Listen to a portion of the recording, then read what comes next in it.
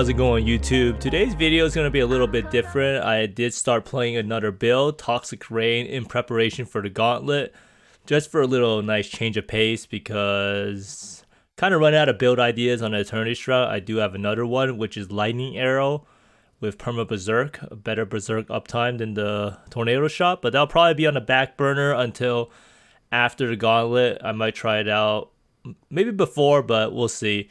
But today's video does have a topic that I do think applies to a lot of people, which is how do you get legitimate zoom hack in PoE without getting banned.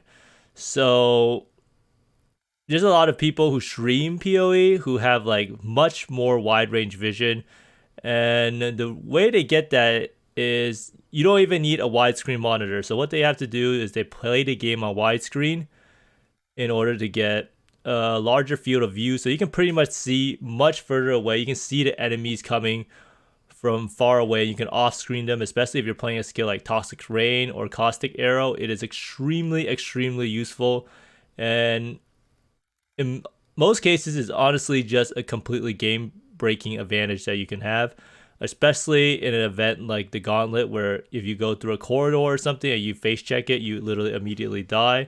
So let's see, in this VOD, do I actually go through?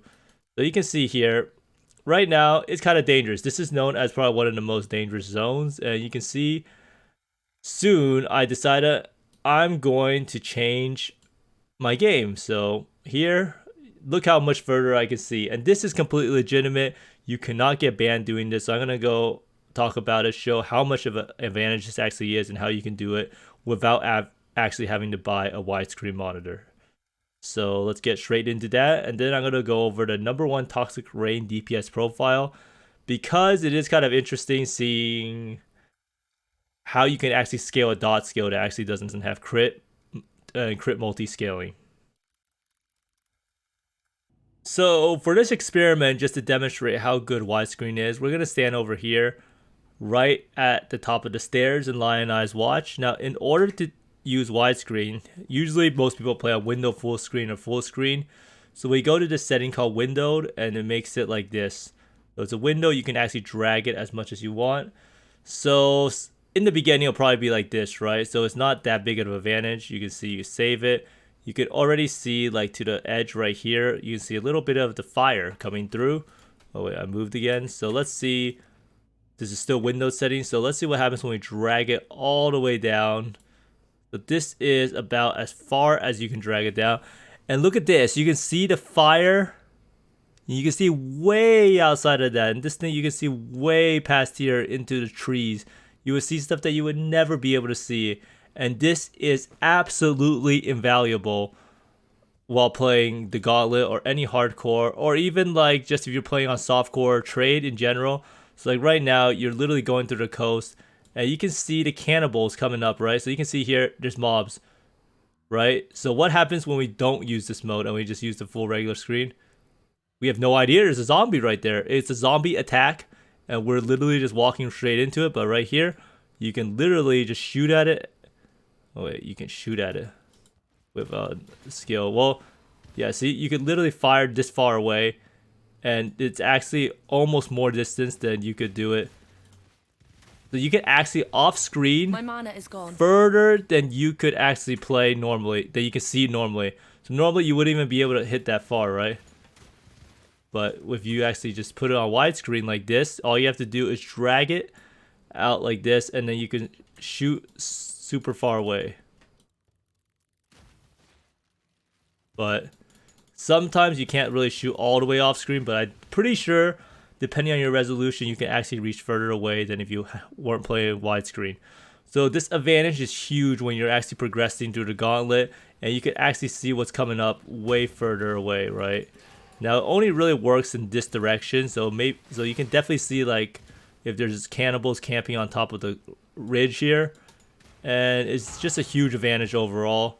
And I just wanted to share this because a lot of people might be trying to play the Gauntlet or just wondering how streamers are able to do this, because I know a few streamers do that, have their thing on widescreen. Now it might look really bad right here, but You could also adjust it so it's not so crazy, but it's still pretty good. And most importantly, if you buy a widescreen monitor, like a 32-inch monitor with a different resolution. It actually looks really, really good.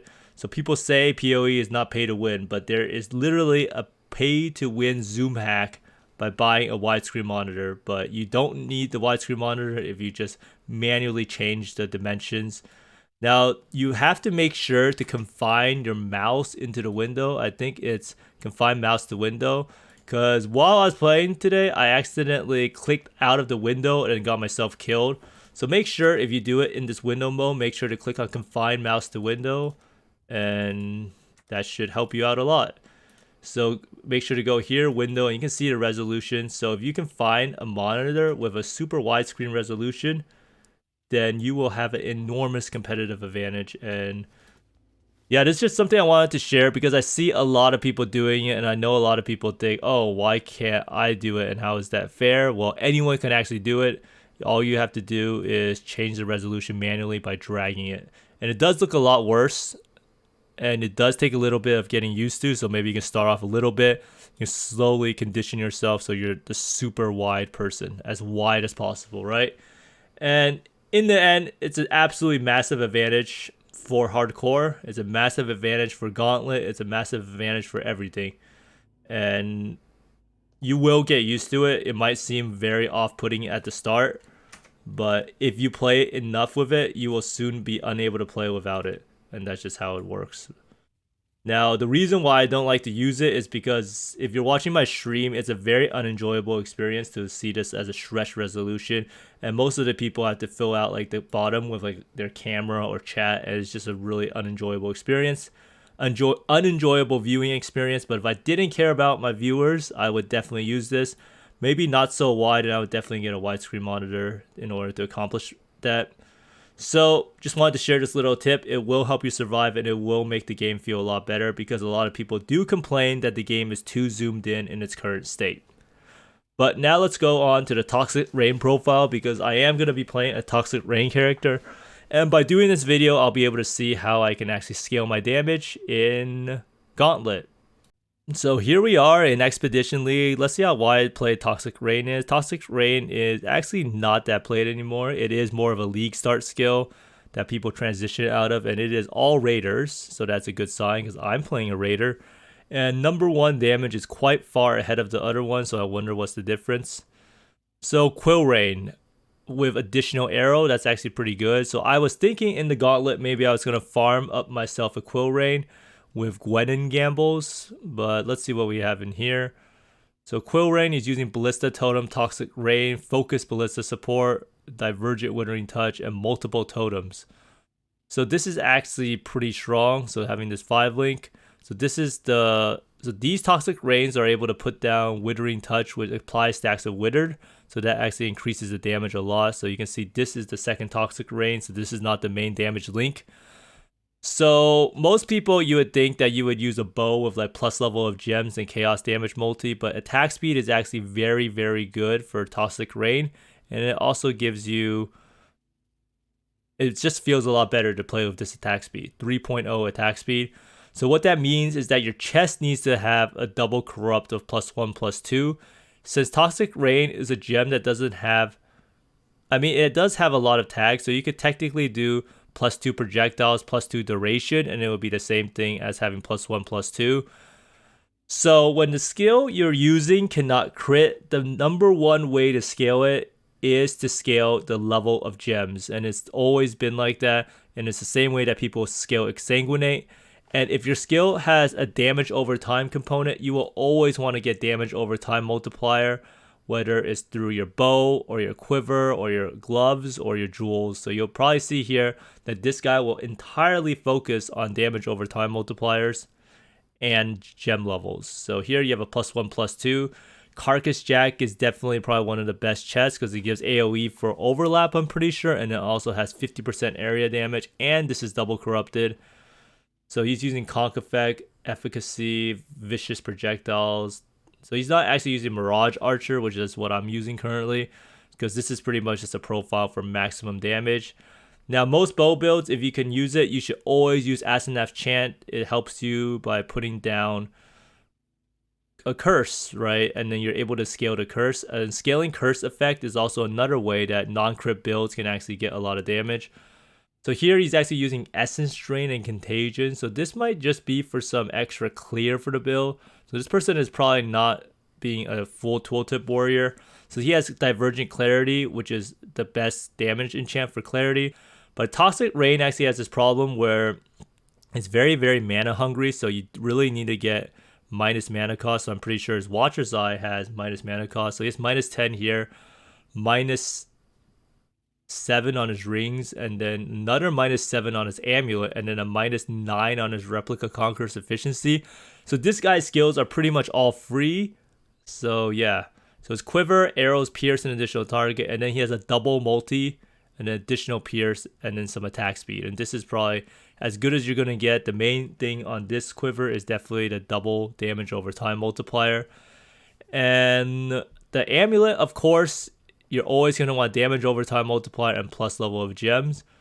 So this amulet is literally just all damage, so this is no life at all.